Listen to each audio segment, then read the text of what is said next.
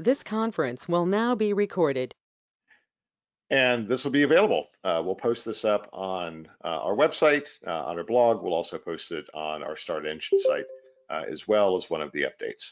So we appreciate everybody being here. It's fantastic. Thank you very much.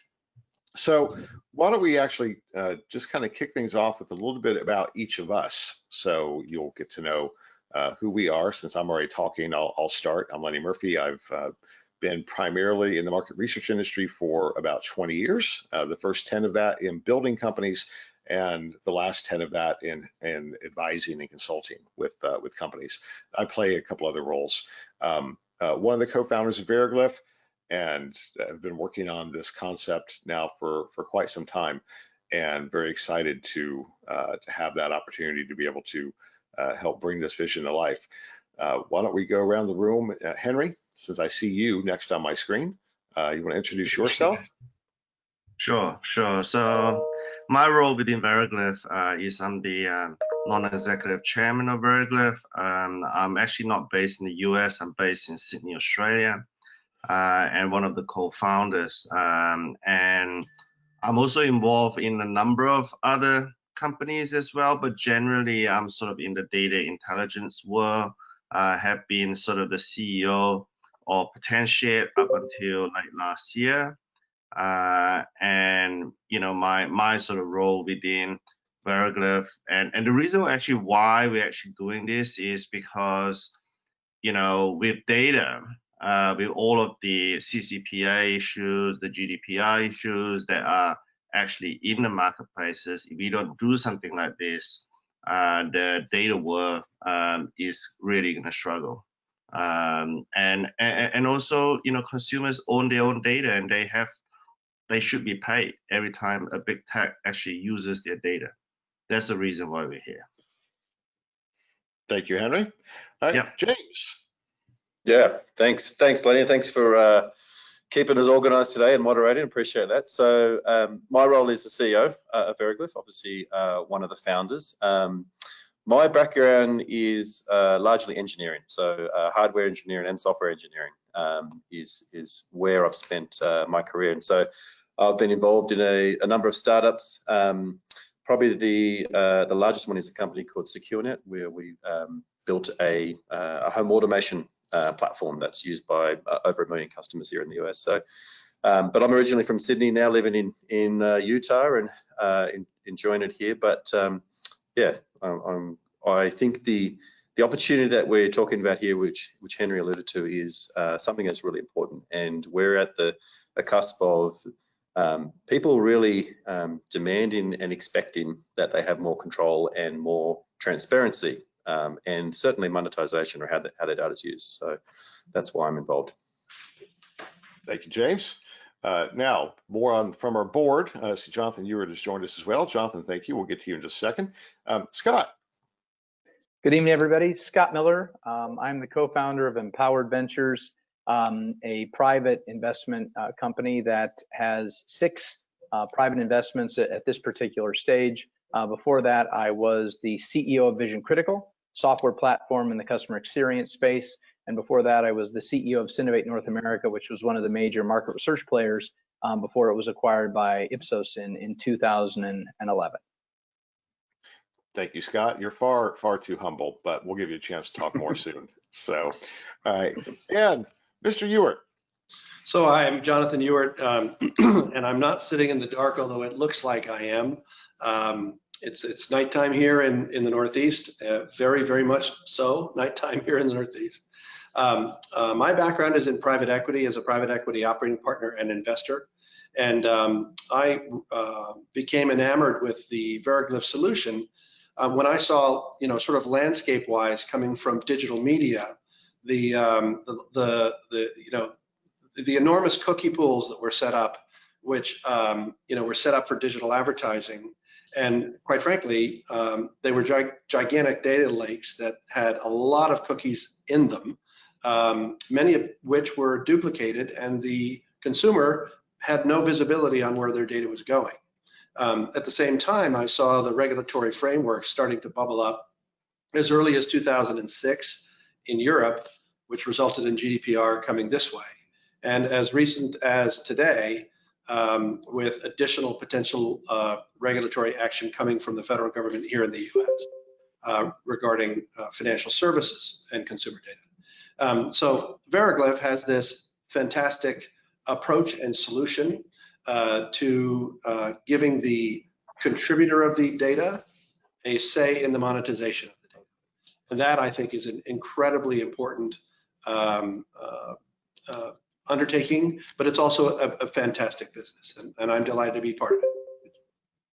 Thank you, Jonathan. And that is a great segue. So why don't we tell you a little bit about the Veriglif story and what brought us here. And I think that'll maybe make it a little more personal for you, and we'll give you more of a platform to ask us questions. So I'll start again, since I'm already talking. The playing in the market research space is an interesting piece of market research that is about consumers sharing data, whether that's via traditionally through answering questions through surveys, but there's also lots of other ways that happens. Companies like Nielsen monitor your based on people joining a panel, monitor the TV shows that you watch. There's other companies that have mobile metering solutions, meaning if they're monitoring your mobile usage, or web tracking. And that kind of fits from this larger landscape of social media companies like Google, Amazon, et cetera, that just ingest tons of information, but without necessarily giving people exposure or transparency into what they're doing or rewarding them directly for doing that. In the research space, there tends to be a direct reward. So I was thinking about this challenge for a few years, and as Jonathan alluded, where the world of marketing was coming into play, and the potential for a cookieless future, and GDPR and these frameworks coming in around compliance.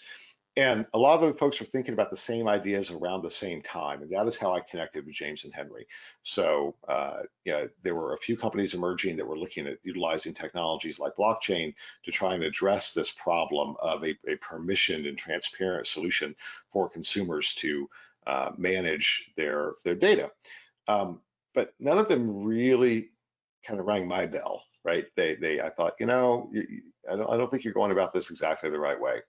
And a mutual friend connected me with James and Henry, and we started chatting. And the framework that they were thinking about of doing this, not so much as another opt-in panel per se within the research world, it's how we kind of think about things, where people give permission. Yes, I'll take your survey, I'll answer your questions, I'll share my information. But instead, as an integrated connective system, the panel component is a piece of it, absolutely, but a larger play of how do we unite and connect the world's data. And through that, there were conversations happening with companies like IBM, and things just kind of fell into place, where the right people just aligned at the right time, thinking about what does it look like when you're building a supply chain management solution for personal data that operates on a global scale. That's kind of the big idea, the big picture idea. And we started looking at what everybody was doing and started reverse engineering that, right? Looking at, well, this company has a piece of the puzzle, but they don't have the whole thing. And we started building out this platform solution that could function as the connective tissue for personal data everywhere, for everybody, and would enable that to be validated and give people control where they can monetize that directly. So that's kind of the big picture idea, and that's what got me excited about this. I wear lots of hats. I'm involved with lots of other businesses, so are most of the people on our board, Henry and Scott and Jonathan. For me, I've decided to actually not just be an advisor to Veriglif and a co-founder, but actually functionally to work within the business and to help bring this to life. But the person who's done most of the heavy lift has been James. And he's the one who has really pioneered this. Yeah, so James, I gave everybody my background in kind of thinking about this. Why don't you tell a little bit about the story from your perspective? Yeah, definitely. So I've been working with Henry in a company based out of Sydney called Potentiate, and it's basically a data intelligence, data insights company in the market research space, and always using technology to get better insights. And one of the challenges that we always had was getting access to better quality data. I mean, the reality is that there were, people were not participating, not sharing their data. There was not as much incentive for them to do so. And we wanted to, a lot of what we did at Potentiate and what we still do at Potentiate is customer experience. So a transaction happens and then we evaluate that transaction. But to really understand what is going on, we need a lot more information about that consumer, about their household, about their behavior, about their interests. And that data just wasn't available in a global scale. And so that's where, from our side, the idea was born around getting access to the data in a fair way that consumers are willing to participate. I mean, the reality is, as a business, we were making money off that data, so it makes sense that we share with the consumer for doing so. And businesses are prepared to do that. There's just no real scalable way for them to actually do that. And so that's where, we met yourself, Lenny, and we had very similar ideas, and so that's where the partnership really took off and formed as it is now. But there's been other people that have helped us along the way as well. So in the early days, IBM was a big contributor.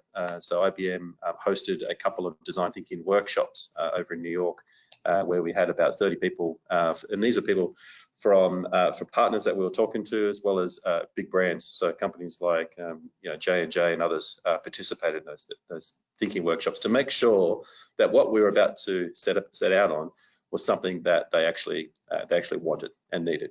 And so we did our homework on that, and then we set about building it. So it's been a long process, and where we're at now is we've got a lot of the components done, and so we're at the stage where it's about accelerating the business and building up on those partnerships that we've already started to develop and nurture. Okay. So we've got a question from Jessica. I think it's a good time to go ahead and bring that up.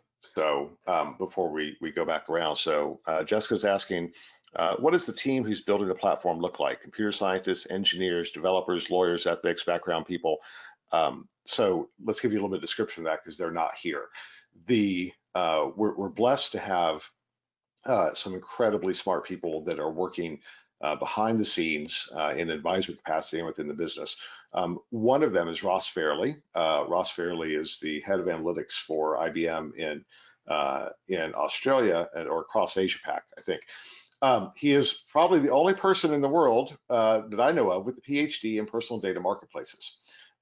So not only is he a data scientist, he's a data scientist. He is also, his expertise is in this arena.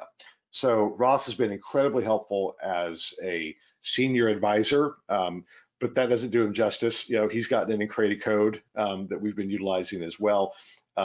So Ross is kind of our resident guru when it comes to this conceptually across the board.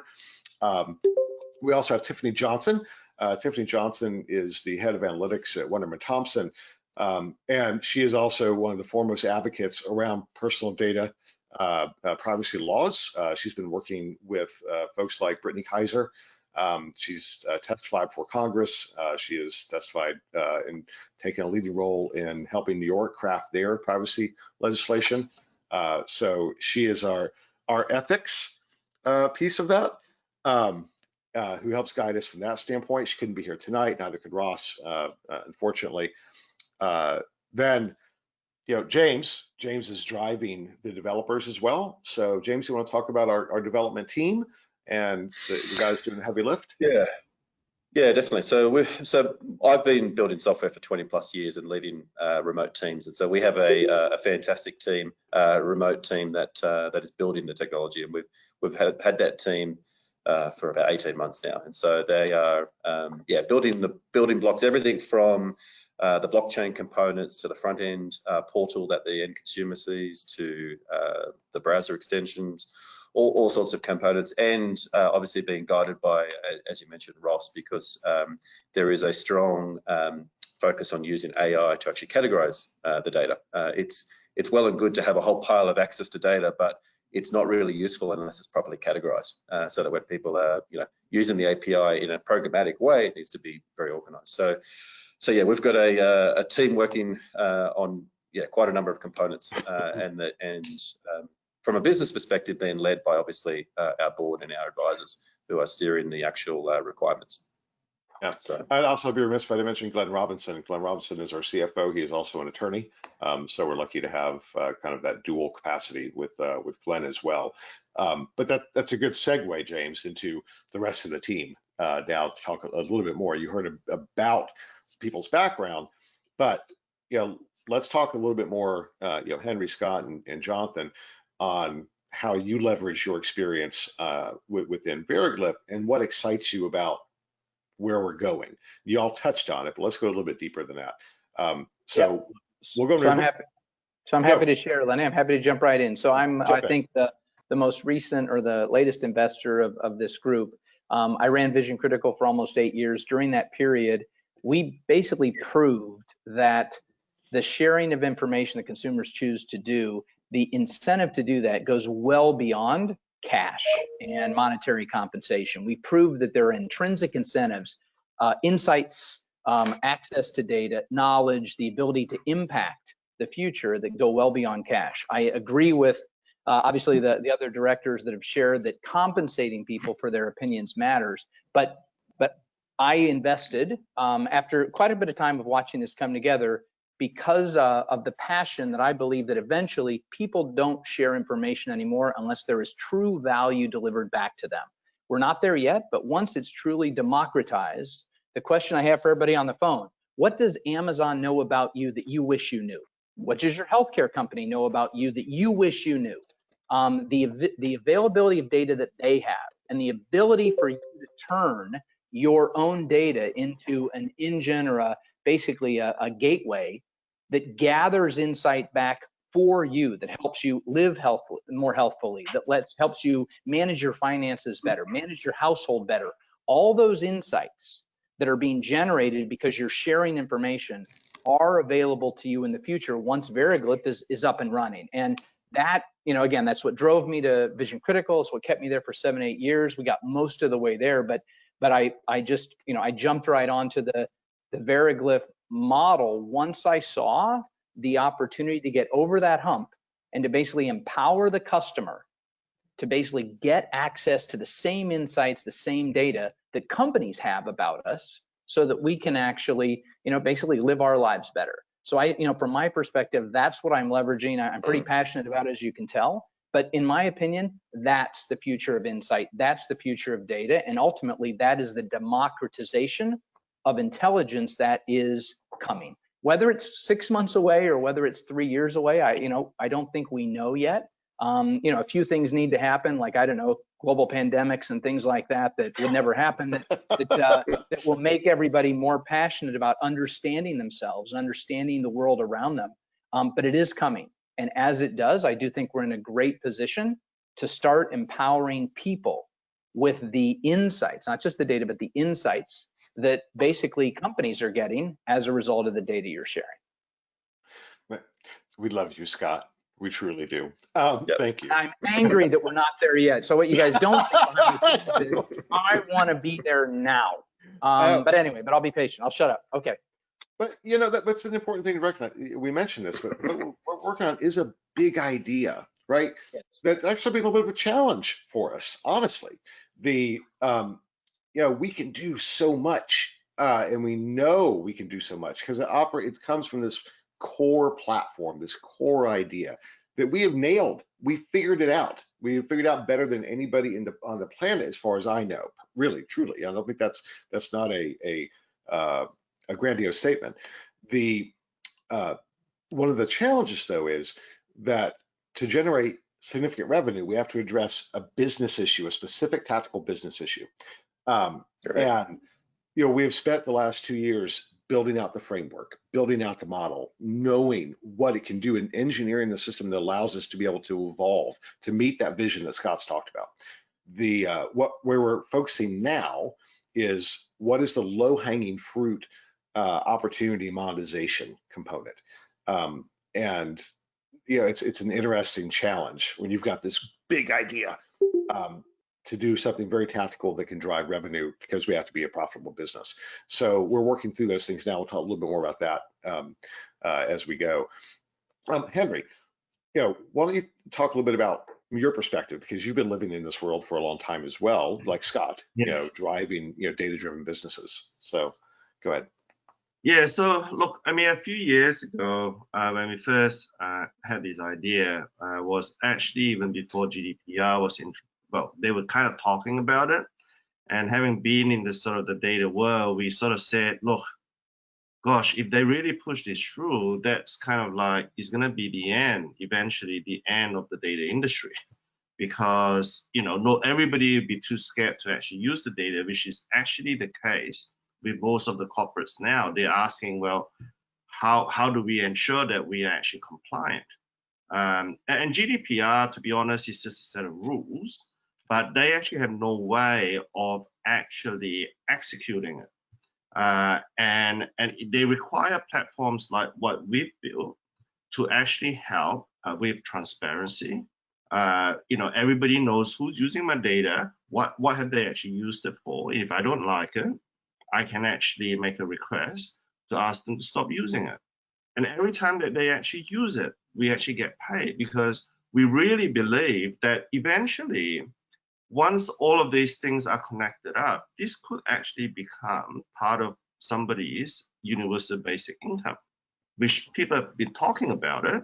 But you kind of need platforms like this that actually pull all of the different data sets together and be able to connect everything up so that we can actually, you can properly make some money from your own data, rather than it being really abused. And that's kind of what we're sort of passionate about, and we can kind of say, if we're successful in doing this, we're actually going to change the world in terms of how people use data, bringing transparency, and giving consumers back what they really should be getting when somebody is using their data. Yeah. Like Henrik, Jonathan. Yeah, I guess I want to pick up on something that Scott said. Having I'm a digital native despite my advanced years. So I was around for the dawn of the internet, the birth of the browser, and the acceleration of the various business models that we know today. The organization of search as a monetization paradigm, in addition to browse for consumption of content. And the one that I saw that really caught my attention beyond just the incredible amount of velocity that venture capital put into the process early on was LendingTree. Because what LendingTree did was fundamentally turn the telescope around. And instead of the marketer saying, what is the lifetime value of that prospect? It gave the prospect the ability to say, what is the lifetime value of me? So pitch to me, pitch your service to me. And that LendingTree model, that has propagated across a few different channels, not as fast, quite frankly, as I thought it might. And I think it's because, again, I'll throw another bouquet at Scott. I think that the service providers got so darn good at what Amazon called in the early days collaborative filtering, which is effectively data monitoring of consumption habits, and then presenting you only with something at the bottom of your funnel. They got so good at it that the consumer perceived that as a service. You're going to go shopping for me. I'm getting a lot of value from that. Thank you so much. However, things I think kind of got out of control. And things got a little too far. And that's what resulted in the regulatory backdrop that we have now from Europe, from California, and from Washington, D.C.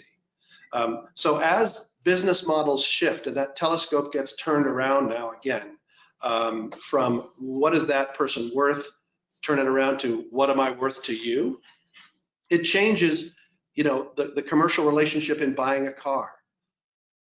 I'm going to buy a car. You need now to come pitch me on your car to sell, right? So as that shifts, Veriglif's right in the center of it all, quite frankly, creating the operational gearing for those different verticals to be able to make that transition. And just a private equity guy here, I always look for massively fragmented markets, that are also widely disconnected with a few large players and a whole bunch of small ones. That's what we have here. So I feel very confident about the prospects for the company. But Lenny, to your point, we're going after a really big thing, and it doesn't happen overnight. A lot of elbow grease from James and the team. Yeah, thank you, Jonathan. So Lenny, let me just build real quickly on what Jonathan and Henry said, and you even talked about it, which is that's the big term, that's the big play. But how do we generate revenue in the short term? I don't know how many of the folks on the line are actually research professionals or insights professionals, but as late as 3 days ago, there was a great story about the lack of reliability of panel data. And it's continued to be a problem in the marketplace for the entire research industry, which is about a $70 billion industry, if you will. At Vision Critical, we basically were able to prove that the quality and the accuracy of information improves when people actually think it matters, and even worse, when they're actually starting to use it themselves. So if you think about where some of the noise comes into market research data, it's people answering a survey and not really caring about the answers, not really paying that much of attention. If, on the other hand, you are using the information yourself in aggregate as it comes back to you, and we were able to prove this in a number of B2B studies, a CFO might fill out a survey, but if that CFO is going to look at insights from 200 other CFOs, they are going to take additional time. They're going to provide more, quite frankly, thought in the answers that they give. And so, in my opinion, again, we've proven it pretty well, which is the value, the accuracy of information is dramatically impacted if there is value coming back to the people who are providing it in the first place. Why would you ever provide garbage if you're going to end up using that garbage yourself? And so I think that's part of the near-term opportunity of this business is simply as we continue to expose some of the flaws in the traditional panel models, as we're evolving to this model that delivers value truly back to the participants, there is a continued opportunity to generate or deliver better information, more reliable information that's more accurate. And I view that, as you guys know, as the short-term bridge to the big vision, which is simply it's valuable. It's quite frankly, it's more accurate information, and we can prove it. Yeah. So earlier today, I was at a conversation with a very large private equity group. Jonathan, to your point, private equity likes fragmented markets, and they're looking at it was not a very good conversation. It was I was wearing another hat. But they're looking at this category of market research. Zero it on this idea of data, of personal data, right? That is the foundational component that they're looking at. And it was interesting in the conversation because the guys that were building on this, they came from ad tech and martech. I'm using terminology maybe you're not all familiar with. Basically, every time that you see an ad delivered to you online that follows you online or pops up in your social feed, that's playing in that arena. And the inefficiency of that process is immense. It's really guesswork because of the data quality issues that Scott was talking about, right? The data is very fragmented. They don't have a complete view of the consumer. There's not a lot of depth there. It's little pieces that they carve together. That's why you get bad ads. That's why I get ads for pantyhose. I mean, I'm not wearing pantyhose. Are you sure? Yeah, well, I've thought about it, but no, it's because anyway, they think it's my daughters, not me. But the point is that think about that idea. How many ads that you get that are not relevant to you, and it's because of that fragmentation in the data ecosystem across the board. And it's also because there's a lot of fraud. And I don't know if you guys follow this stuff, but there's several $1 billion a year that is spent on fraudulent clicks, right?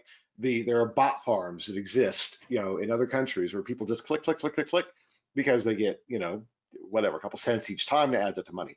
So point is that one of the challenges that we wanted to address, and it's foundational to it, and James, I want you to talk about this because it's more into kind of the blockchain component, is that we needed a way to be able to validate the identity, to say, this is Lenny Murphy, this is Scott Miller, this is Henry Chang.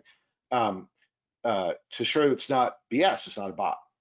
Then we needed a way to link that data across the board associated with that individual. And then we needed a way to be able to do that in a way that gave full transparency for the user, for the individual, to be able to say who, what, when, where, how, and why that data can be used. And then a way for that to be transacted on. Or that's the money-making component, right? So how is that data used? How is the consumer compensated in one form or the other? And where is that stored? What is that system that allows those things to Yeah. happen, that linkage and that fluidity of the process. And that's what James and his Yeah. team have really been focused on, is putting those pieces together, and and fine tuning that process. So, Yeah. James, you want to talk a little more about that? Yeah, definitely. So I mean, that a part of our core architecture really stems from the early discussions we had with IBM around. So IBM, for those who don't know, have a partnership with MediaOcean. MediaOcean are like a buy-in platform for online advertising. And they estimated that there was over $40 billion a year that went through their platform where they couldn't accurately say whether the ad had been delivered to the right person. So we knew from the get-go that not only was it an issue in market research, as we've spoken about, but an issue in online advertising, right? There's a lot of waste, and if it's not waste, it's just, you just don't know. There's no actual validation. And so one of the core parts of our network is actually blockchain. So a quick summary of blockchain is that it is a database that allows you to detect if it has ever been modified. So if you think about from a transaction that has happened, so somebody has done a search in our network and looked up a particular individual and bought a record. Now, if we're using blockchain, which we are, then we're able to immutably store that transaction to say this record was purchased for this purpose and this is what they paid for it, and it does two things. It gives the end user confidence that they can say, well, here's all the transparency of who has actually touched my data and what they're using it for. But also, and Henry touched on this around compliance, it also gives brands the ability to be audited and actually to comfortably say, we know that we're allowed to use this data. We've bought it from the Veriglif network, and we can prove when we bought it and how much we paid for it and what it's allowed to be used for. So that is why we adopted the blockchain network as one of our core databases, was to give that immutability and confidence around the transactions that are happening and give people that sort of assurance. But it also allows us to do some clever things. So permissions, for example, there's a feature in blockchain called smart contracts. So basically, there's a little piece of code that when you run that piece of code, the results of it gets immutably stored as well. So what happens is when somebody goes into our network and wants to request data, it looks up all the permissions on that particular individual, and that is actually a smart contract. So it's a smart contract that sits inside the blockchain, and the output of that, so the results of did they have permission at that point in time, is stored immutably. And that's particularly important. People's permissions change over time. Yesterday, they've said you can use it for market research. Today, they said you can't. And so having that ledger of all the transactions that have happened and proof that it's happened is a really important key to our network, giving people confidence that the transactions are what they are. Yeah, now Jessica's asking another question, whether we utilize that to validate the data entity. Well, James, you jump in on this, but let me give it a stab for a second. Kinda. Go ahead, James. Okay. So one of the things that Lenny spoke about was obviously there's 4 features in our network, 4 core features, and one of them is validating that the end user is real. So in market research, it's about 30% of online panels at least are fraudulent data. And so the way that we address this is we build up what we call a confidence score on individual records. So if we've got one record from one data source that also has a link to another record or another data source, then what we do is in real time, we build up this confidence score that says, well, these 2 records are sharing the same identifiers, so there's a good chance that they're a good record. Imagine if you've got it's now linked to 7 different sources. So we dynamically and in real time build up this confidence score in our records. And we also go outside of our network. So we've got a partner, which is i360, has a very large data set in North America. It's about 270 million people on their database. And so we're able to dip out into their network and check the records as well to say, is this a real person? So it's not only within the network to see, well, does the data link up, but also does it link up with an external source? So in answer to your question, Jessica, we don't use blockchain for their validation. Think of the blockchain as more of a database, but the results of records as they are automated, as records are put into our network, they are in real time validated against all the other records in the network and external sources. So that's how we validate an individual. And we should probably point out too that when we think about, so we purposely are not a blockchain play, right? We thought about it, talked about it. We could have created a token and we could have done all those things. we chose to focus on what's the best use of the technology. So the version that we use is Hyperledger. And IBM has proven the case that Hyperledger as a supply chain management system is very effective, and that is how we think about it. So blockchain is a piece of our platform, but it is not our platform. It does what blockchain does well, which is transactional supply chain management processing. That is what we use it for. But of course, the encryption component, well, I was going to go, I think you are, James. The encryption component, because Jess has asked another question about that. Those unique identifiers are encrypted. Another key component, though, is that we do not store, we would not be GDPR compliant if we stored the data on our system. We do not. We store hashed identifiers that allow us, from an encryption standpoint, to say this is Lenny Murphy, but that everything else, every other data source linked to me is stored in its individual databases, its native databases. So via API, we're always going out and looking at what new data has been added to this specific encrypted identifier linked to my identity. But it is not, we're not storing all of that. James, I probably didn't even explain that nearly as well as you could, but perfectly. Just 2 points on that. So the reason that's particularly important that you mentioned, Lenny, is not only is it a compliance issue if we're storing raw data in a blockchain because it's there forever, but it's also it's a security issue. So it makes us a big honeypot of people's personal information. But it also means that the data actually gets out of date. So a lot of the platforms that have some similarities with Veriglif, so some of the advertising platforms where you upload an audience, as soon as you've uploaded it, the next day that audience is out of date. And so that's the challenge with any type of platform where you're uploading it into it. And so what was important with our architecture was to say, not only do we not want it to be a big honeypot of all people's personal information, we want it to be compliant, but we also want it to be real-time and live. So when somebody actually requests and purchases data from our catalog, so think about, we have a catalog of what's available. We make a real-time API call out to the actual the agent of the data. So so if one of our partners who are actually hosting that data, we make a real-time call out to them to actually get the raw data, so that it's not stored in our systems. But yeah, it's quite important that we don't hold that information in our network. Okay. So one of our advisors just popped in, Rolf Swinton. So Rolf, you should be unmuted. I won't make you go through all the rigmarole. If you want to give a quick intro, and I'm sure you've heard the conversation that we're having now is kind of what we're doing, what we're trying to pull off. And if you have a comment about that, feel free to jump in. Sure. Hi. Yeah. Apologies, guys, for being late to join, but and for some reason my video won't come on. No idea what's going on. But anyway, Rolf Swinton, and I have had the pleasure of being involved with Veriglif since even pre-inception. Lenny and I had tried to launch an early idea of a venture around really how to safeguard data nearly 10 years ago now, I guess, when we took our first run at this. And it's really been, I think, such a fundamentally important thing.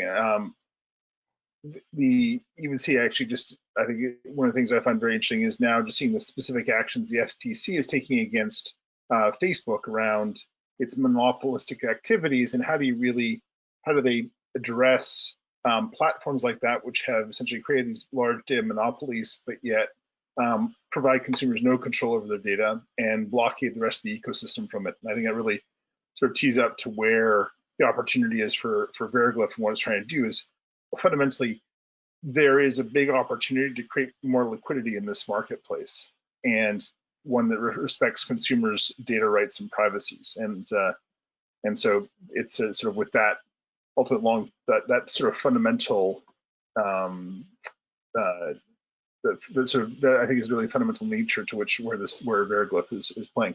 So it is, and so Rolf makes me think of another thing. So recently, I decided I had to walk the talk, and after 12 years, I deleted my Facebook account. Before I did, I downloaded my data file.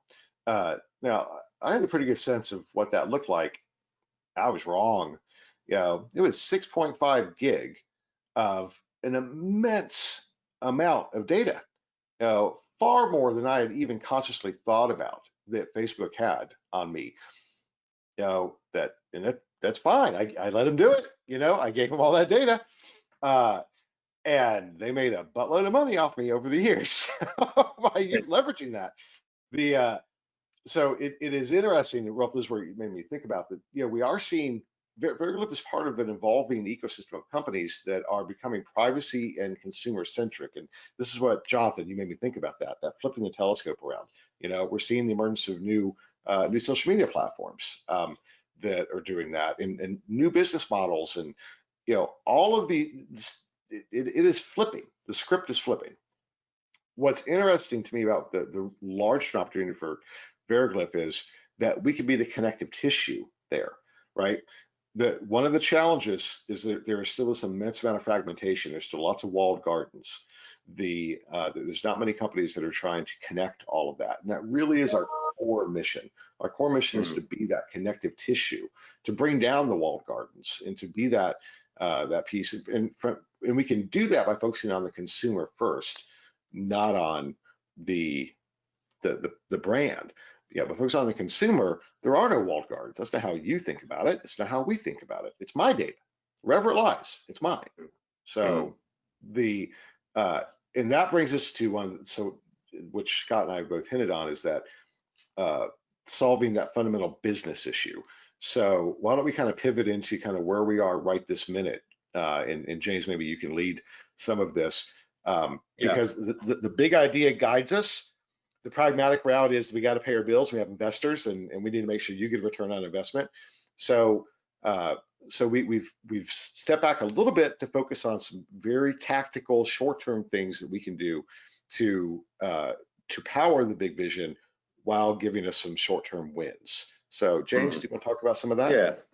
Yeah. So just to summarize, and we talked a little bit about it before, but some of the building blocks that we have right now is we have the blockchain network, which means that we have all of the APIs and the network set up to handle this catalog that we spoke about. That also includes the validation. So as records come into our database, we're able to validate it. And we've done a number of trials with some significantly large companies as well that have trialed the network. And so the challenge obviously that we have with building a network like this is the chicken and egg problem. How do we get as much data in the network in this catalog so that everybody can come in and want to use it? And so that's what we have about 19 partners who have basically filled out a form to agree that yes, they will use the network for either they actually are owners of data or agents of data is probably the better term, and will use the network and put their data in. But also from companies that have said, yes, I'll definitely use the network as my first point of data. I'll look in the network first before I go out to other vendors. And so we have commitments for that. And so, so all of those, that network is established. And I noticed, Jessica, one of your questions around what's the capacity of that. So we've built our platform on a horizontally scalable architecture. So we're very familiar with Amazon. A lot of my time that I spent, 10 years at Potentiate doing big data platforms was really around how do we scale it to be infinitely horizontal. And so that was a big focus in the early days around our architecture to make sure that it dynamically and scales to almost infinity. And so that's what's built. We've also built a direct-to-consumer play. So one of the challenges when COVID hit was a lot of our partners were basically saying, we're still committed, but we need to look internally right now. And so while they were doing that, we had one great partner who said, well, I don't have a panel, a consumer panel, but I'd like to monetize the fact that I'm making all of these telemarketing calls. So we've got one a company here in Utah where I'm based that they make about 500,000 phone calls a month. And what they're doing is we're in a soft launch with them where at the end of the call, some of their calls, they hear a message that basically says, yeah, we care about your data. We want to help you control and monetize it. And would you like to join the Veriglif network? And we've got a very high take-up rate. It's more than 60% of people that hear that message are actually joining the network. And so we've got I think there's about 12,000 members in a network while we're in this soft launch right now who have joined that and are participating now in this call it a market research panel, if you will, but it's really a platform that allows people for us to start using monetizing their data. So allowing them, at the moment, it's largely around surveys. We're targeting and finding the best survey based on their data and target them towards the best paying survey that they can get for their time. Where we're obviously moving to, and the holy grail of Veriglif, is being able to monetize that data without them having to actually do anything. And Scott talked about the fact that, when you're giving people actual usage of that data as well, I mean, that's one of the things that we are have built some tools around right now, is that there's a lot of, think about how many times you've filled out forms across the internet and you're repeating yourself again and again, or even just going and doing a home loan application and you have to go through the same documentation process. What we're aiming to get to is being able to say, well, we've got one source of data that's correct, and anyone that wants to use it can know that it's correct because we've got the blockchain transaction history behind it. We've also validated to know that it's a real person. And so that will save you a lot of redundancy. And we've actually built a tool right now, this browser extension tool, that we have a number of demos that have started right now as well, to basically, in the market research space, that tool is allowing people to do surveys much, much quicker. So it's automatically answering from their profile of data that we've got all of the questions that are typically repetitive, like what's your age, where do you live, et cetera, before you actually get into the meat of the survey.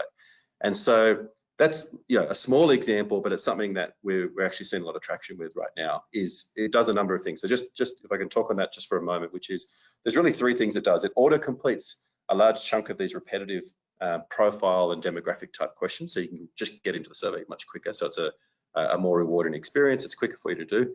It's also capturing that data back so that it can update your profile. The last thing people like to do is, when they join up to a site, is just filling out forms and updating their profile and keeping it fresh. And so what we're able to do with this browser extension is, as you're completing these surveys in the market research space, it is using AI to categorize those questions and automatically update your profile. And then the third thing is, once we've got that survey data, we're now able to monetize it for you. So our partners who have direct access to consumers, and within our own direct to consumer access, are seeing an opportunity there to keep their profiles up to date without being laborious for the end user, and to actually start monetizing that data. So there is a very large number. I think last count was like 260 million surveys a year are done in our industry. There's a large chunk of surveys that are done there, and so getting access to even a portion of that data is quite valuable. And it also allows, so from one of our partners' perspective, those who are using this tool, it allows them to capture data across all the surveys that they're doing. And what typically happens when people do surveys is that data sits in a silo and it's thrown away. It's never reused again. They do one study and it's not longitudinal. What we're doing is saying, well, we actually want to look at your data over time to say, well, a month ago you said you're interested in buying a car. Today you said you watch Netflix. And so now you combine those two sets of data, and you can now do some media planning. A brand can do media planning to say, well, what percentage of people watch Netflix who are interested in buying a car? Bad example, but you get the point of the advantage of combining data sets to get a more holistic view on people.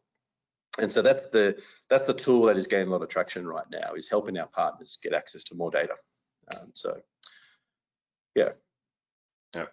So why don't we talk a little about our funding strategy, because people ask me, God, that's such an awesome idea. People should just be throwing money at you. And early on, they were kind of much, maybe a little bit to our chagrin. We worked with IBM. IBM put a term sheet in front of us, and we said no. Another large player in the industry, I won't name names, they said, we want to invest, and we said no. And the reason for that was that we felt that it was really important to be focused on the consumer and to maintain that control. We chose not to create a token to go down the blockchain path, during the token frenzy, because it felt kind of like smoke and mirrors at that point in time. Maybe something we revisit. But what we really did like was the idea of crowdfunding. We liked the idea of, we're for the people, by the people.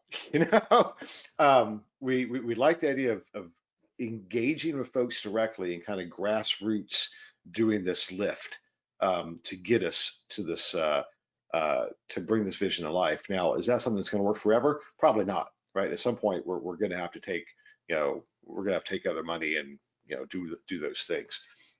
But where we are right now with Start Engine it is our second round of crowdfunding. So we did a raise last year with WeFunder, and it was great, and it gave us a lot of traction to get us to this point.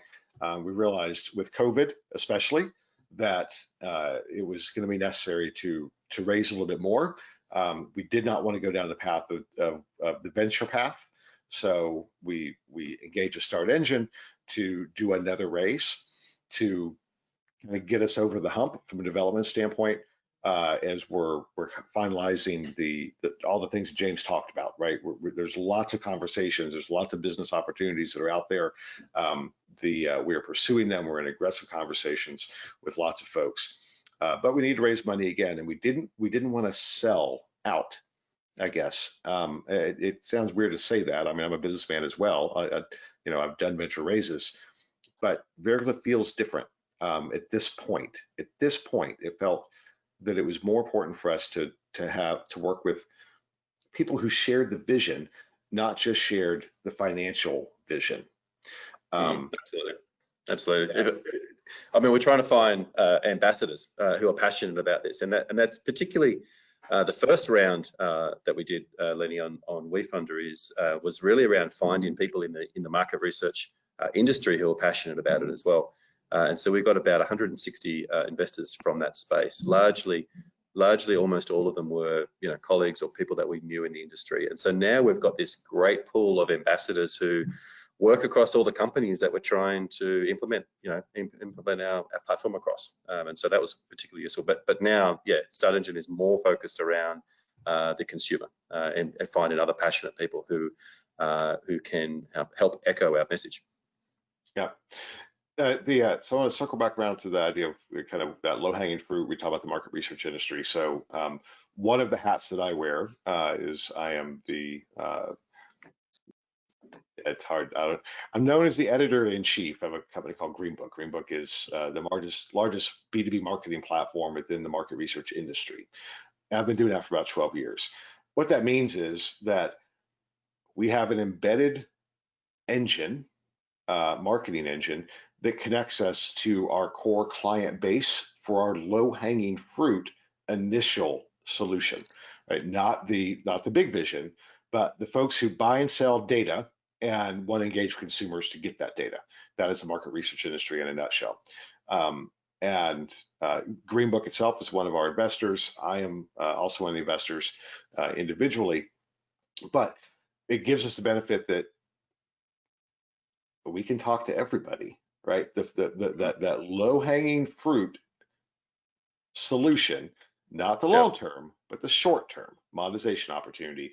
We have access to that in spades. There's nobody better in the whole world, literally, that can activate this solution and help market it to a hungry buying community.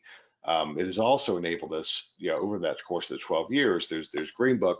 It's also enabled me to make great relationships with lots of folks. We have not activated those things yet, but actually we did. When James mentioned our early ideation sessions with IBM, we had folks from Procter & Gamble, from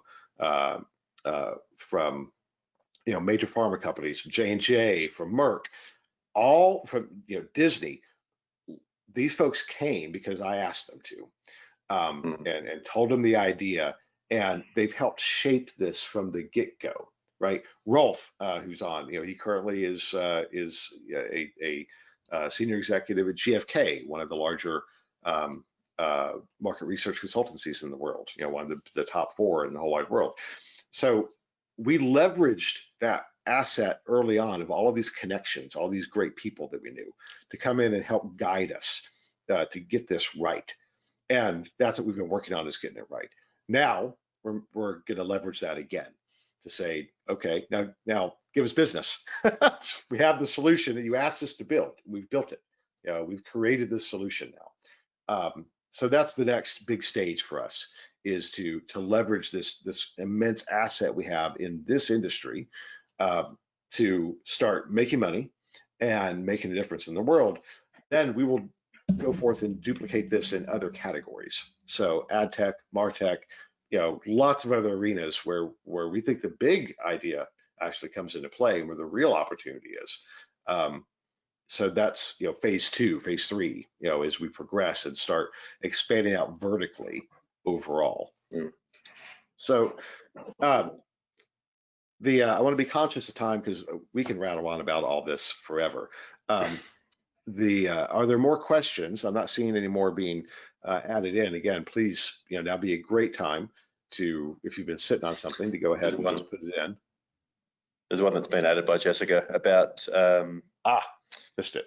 Partner. Okay. Yeah. Boy, that's an interesting question. Early on, we asked ourselves, what do we do when the NSA comes to us? I mean,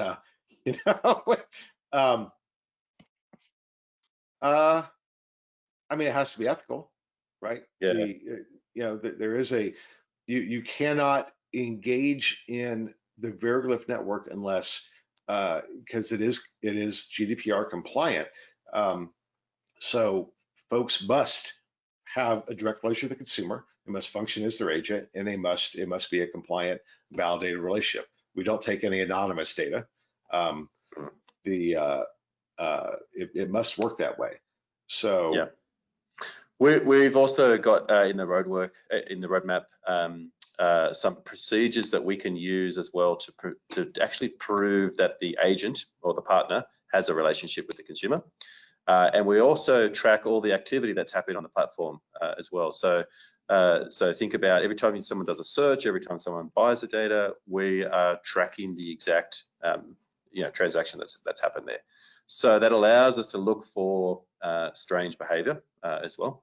But it also means that we've got a permanent record to say, well, this is what you're meant to be using it for.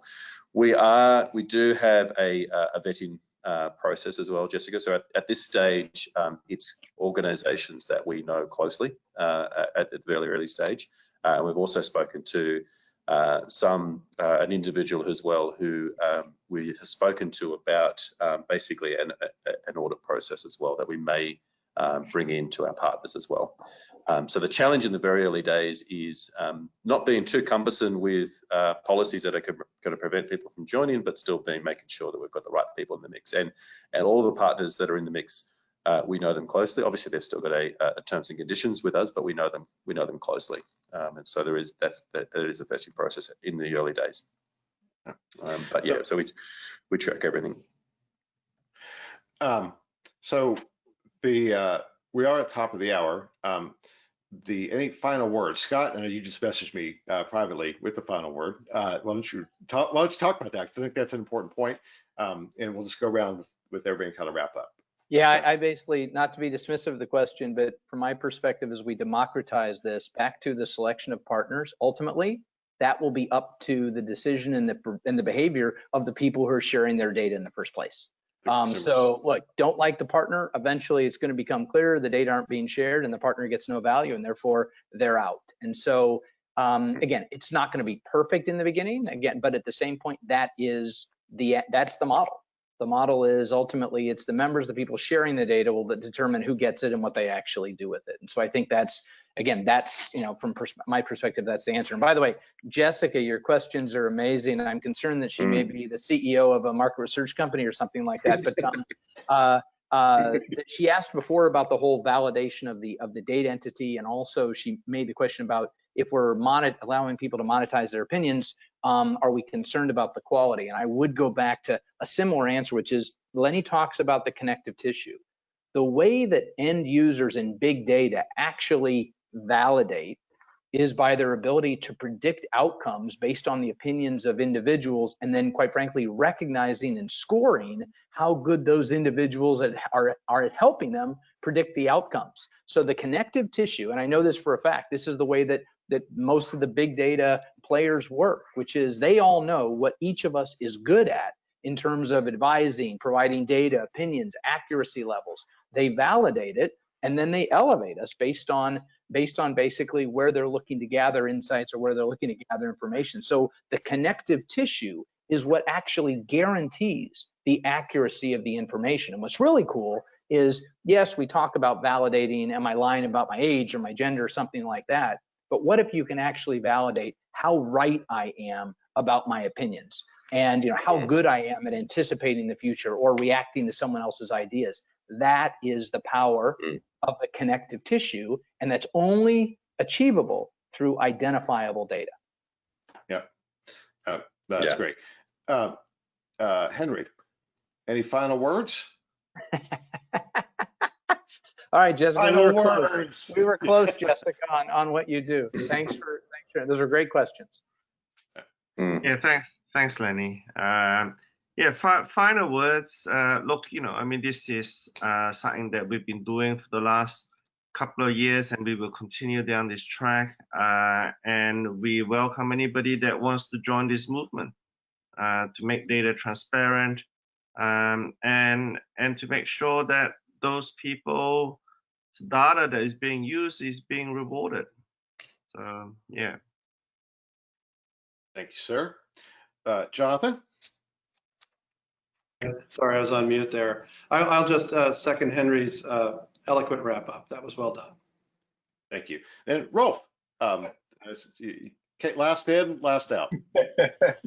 I just what I'm particularly proud of with this team is that, because this is such an important space to get right, and it's taken so much innovation, that it's been this relentless optimization of the opportunity. I just think this is I think really Veriglif has really found a really nice focus to develop. Okay, thank you, Rolf. James, as CEO, you get the final word. Oh, thank you. Too nice. But yeah, look, thank you everyone for participating. I think what the future holds for us here is as legislation moves throughout the world, and we've obviously seen it in the EU, is that there's going to be clear legislation and direction around who owns the data. That's the very first thing that is happening right now. And as a result of that, consumers are expecting more transparency. They're expecting that there is a value around their actual data. And so as a result, we're in a position where brands can come to us and get permission before they actually use the data, get permission and actually see what it's going to cost to actually use it. So the holy grail to the consumer is that they will be able to see how their data has been used. Like Scott said, they'll get access back to it themselves, right? Like, so you mentioned as well, Lenny, getting that 6.5 gigs of Facebook data. Imagine you're able to get some of that insight right now. I mean, that's very powerful. These companies have collated all of this very useful data that is quite powerful and would be useful for not just your social media. And so from the consumer, it's transparency, it's control, it's monetization. From the brand, it's actually proof and compliance that they are being ethical and that they are using the data in the way that they have said they are. And so that's what I think the future holds for us. So thank you very much. Thank you. So, Jessica, final question. Will we have another one of these? Yeah, I think so. Probably not until the turn of the year, but yeah, this was a lot of fun, and hopefully you guys got value in it. We certainly appreciate your time, and feel free to reach out to us directly. You can go to startengine.com/Veriglif. James's email is james.wilson@veriglif.com. Mine is leonard.murphy@veriglif.com. But you can find us on the website. We're very approachable. Feel free to reach out to us. In the meantime, happy holidays. Thank you guys. This was great. We really appreciate the engagement. We appreciate the time. And everybody be well. Thanks. Thank you. All right. Bye-bye, everybody.